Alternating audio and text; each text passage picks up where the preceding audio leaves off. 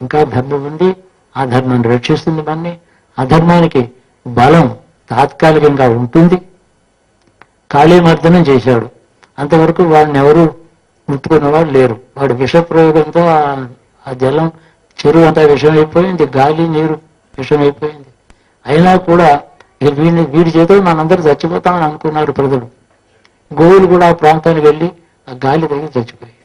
వాళ్ళని పాదాలతో బేర్ఫుట్తో మర్దన చేసి వాడు పొగరు అణచాకంటే వెళ్ళగొట్టాడు. అది ఎక్స్ట్రీమ్ అని అనుకున్న కాలంలో కూడా పుట్టిన రోజు నుంచి తన కార్యక్రమం టైం వేస్ట్ చేయకుండా మొదలుపెట్టాడు.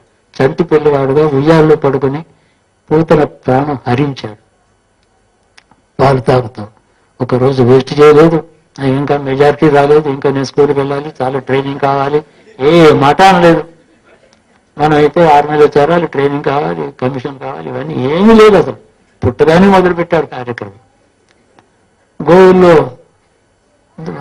ఆవు రూపంలో వచ్చాడు ఒక రాక్షసుడు, శకటాసుడు వచ్చాడు. పుట్టినప్పుడు చిన్నప్పుడు ఆడుకుంటూ పాడుకుంటూ మనం అనుకుంటాం, కానీ తన గురించి తాను సంపూర్ణంగా తెలియని వాడైతే పూతన ప్రాణం హరించగలడా ఎవడైనా?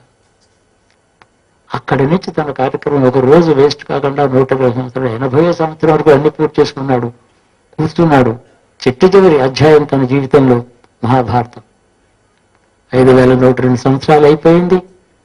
ఆయన మనం అరవలేదు. రాముని